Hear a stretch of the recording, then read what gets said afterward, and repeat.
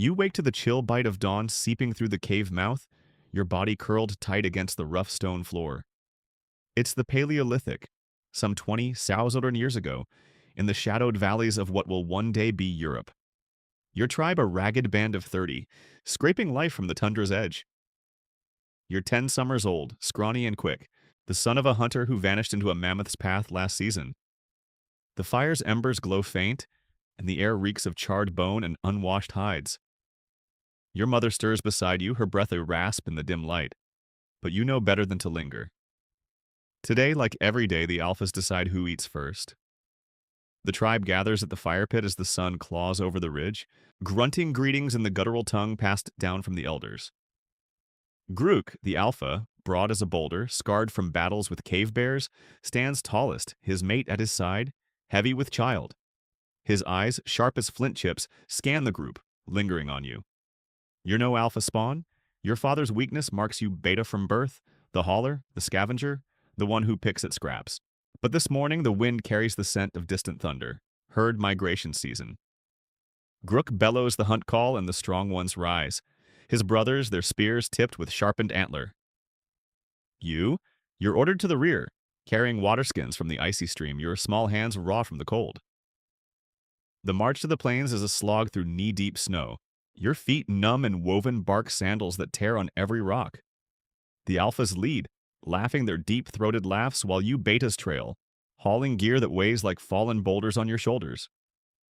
By midday, the herd appears, woolly rhinos, massive and wool-shrouded, snorting steam into the frost. Grook signals and the hunt erupts. Spears fly, men charge with roars that shake the earth. You watch from the fringe, heart pounding like a trapped hare, as blood sprays hot and metallic across the snow.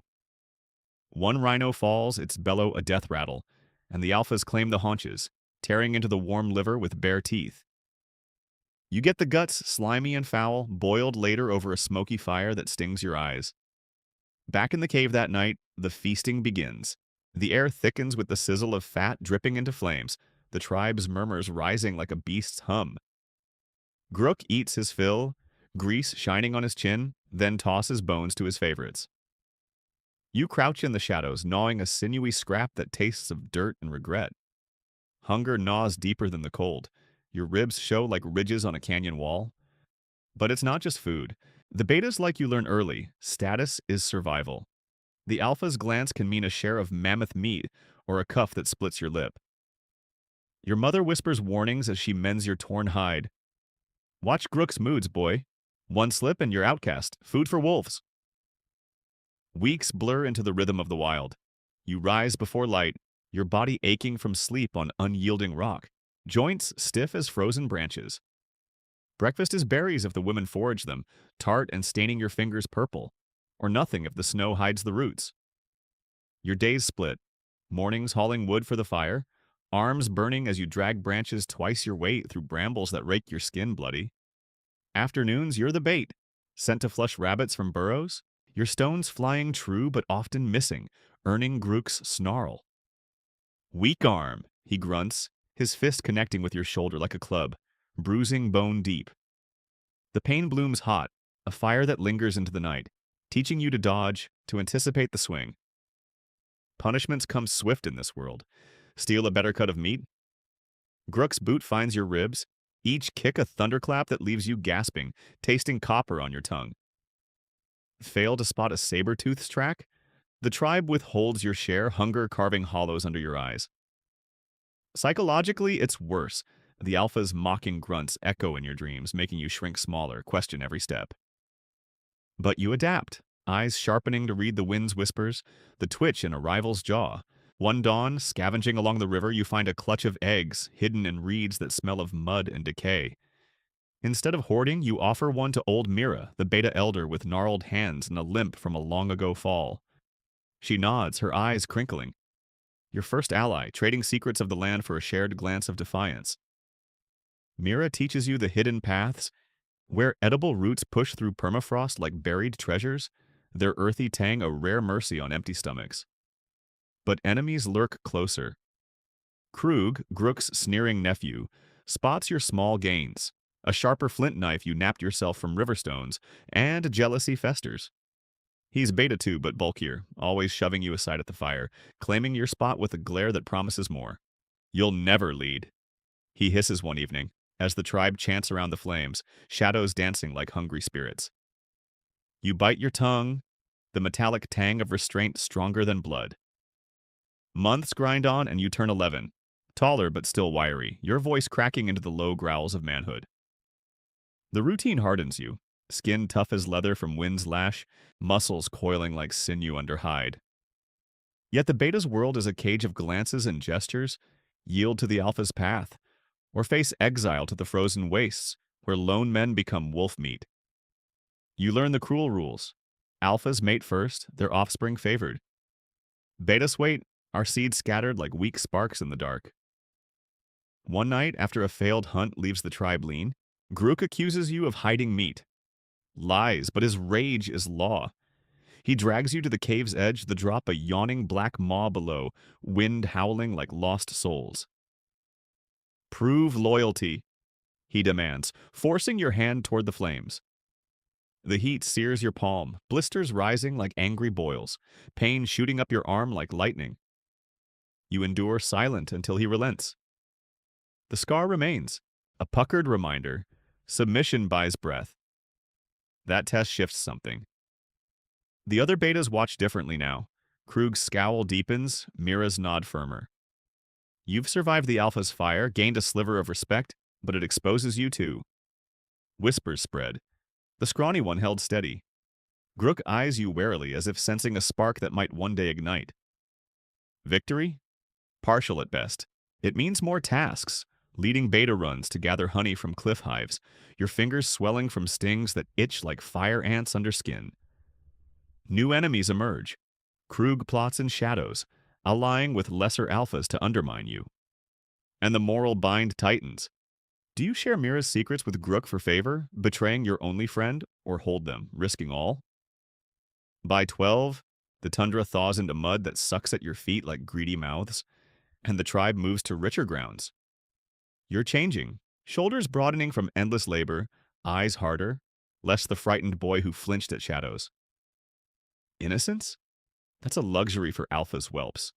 You act now, slipping extra roots to Mira, dodging Krug's ambushes with a feint learned from watching wolves. But exposure breeds danger. Every step up the pack's ladder draws sharper teeth. The thaw brings more than mud.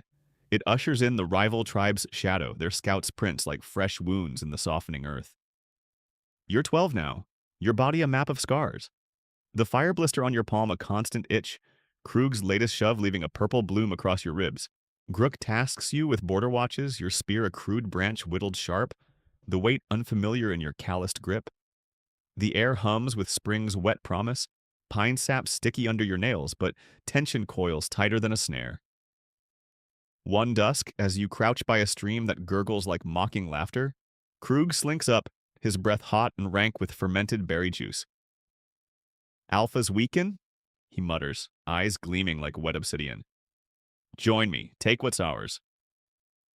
Temptation bites, visions of meat without begging, a mate not stolen by stronger kin. But Mira's warnings echo, betrayal festers like an untreated gash. You refuse with a grunt, shoving him back, and he vanishes into the twilight, his snarl promising payback. The first great crisis erupts at the full moon gathering, when tribes clash for watering holes under a sky bloated with stars. Grook leads the charge, his roar splitting the night like thunder, but Krug's treachery strikes from within. As the rivals' arrows whistle, flint-tipped death slicing air thick with sweat and fear, he trips you into the fray, whispering your name to their alpha as a turncoat. Accusation hangs heavy. The beta sells us. Chaos swallows you, bodies tangle in mud churned to blood slop, grunts turning to screams as clubs crack skulls like eggshells. You're cornered against a boulder, heart slamming ribs like a war drum, the rival's blade, bone sharpened and crusted with old gore, poised at your throat. Its edge nicks skin, warm trickle down your collarbone tasting of salt and iron. Fight or die. You twist, driving your spear into his thigh, the give of flesh like piercing rotten fruit, hot spray coating your face. He howls, staggering, and you bolt, lungs burning with the metallic tang of panic. Grook hauls you back by the scruff, his grip vice-tight on your arm, bruising fresh welts. The tribe circles, eyes feral in firelight that paints faces like demons. Krug smirks from the shadows, but Mira steps forward, her voice a gravelly bark. Lies. The boy saved my hide. Saw him fight. Proof? Your bloodied spear? The rival's print on your hide. Grook pauses, his massive chest heaving, then nods. Once. You live, but the cost carves deep. Trust fractures like thin ice. That night, alone by the embers, you retch up bile, the metallic aftertaste of survival mingling with loss. Innocence. Shattered. Your father's ghost feels closer now, a whisper urging adaptation over despair. Status shifts. You're no longer just hauler. Betas murmur respect, but Krug's enmity burns hotter, a promise of knives in the dark. Ascension creeps in like a stalking cat, partial and poisoned. By 13, you've napped a finer spearhead from obsidian scavenged on secret runs with Mira, its edge singing through hides like a whisper.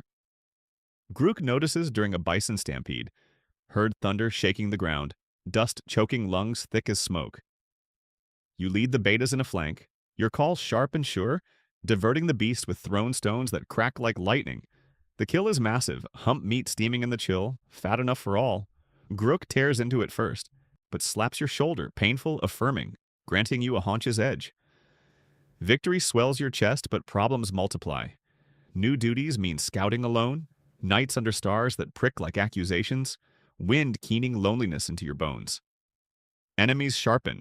Krug allies with a rival clan's spy, their whispers slithering through camp like serpents in grass. The moral impossible lands like a cave-in.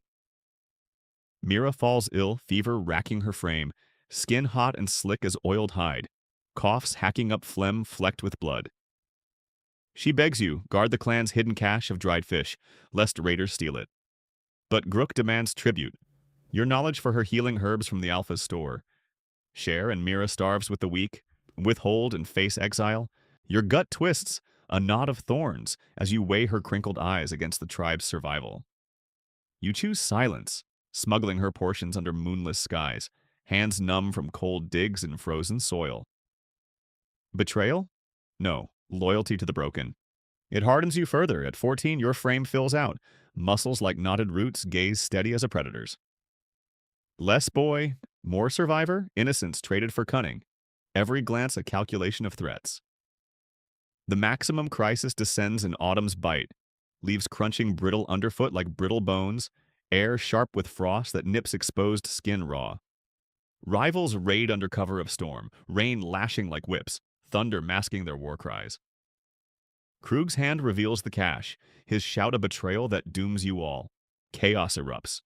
Flames lick the camp, smoke acrid and eye-watering, bodies clash in slick mud that sucks weapons from grips.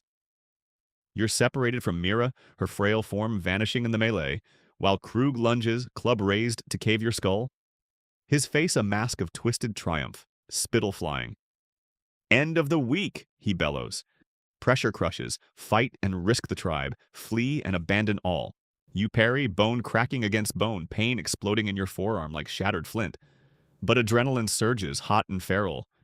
Grappling in the downpour, you drive your knee into his gut, the whoosh of expelled air his undoing. He crumples, and you bind him with sinew, dragging him to Grook amid the rout. The solution? Mira's forgotten signal. A low whistle from the ridge, drawing hidden betas to flank the raiders. They scatter, leaving half their dead, but the cost etches permanent. Mira's gone, her body cold by dawn, arrow-pierced like a felled stag. You kneel in the mud, fingers tracing her still warm hand, the earthy scent of her mingling with blood's copper reek. Emotion hollows you, a void where hope once flickered, replaced by steel resolve. Krug's fate, exile, his howls fading into the wilds. The tribe rebuilds, but your arm hangs limp, bone knit crooked, a lifelong ache with every lift. Years carve you into 15, then 20, the beta who rose without crown, stronger, scarred, the pack's quiet enforcer. What remains? A tribe leaner but loyal, your whispers guiding hunts as Mira's once did. Hope glimmers small. A new whelp eyes you with awe, not fear, learning paths you cleared. You've become the bridge, neither alpha brute nor forgotten shadow, but the survivor who bends the wind to his will. From scraps to sentinel, you clawed status from stone.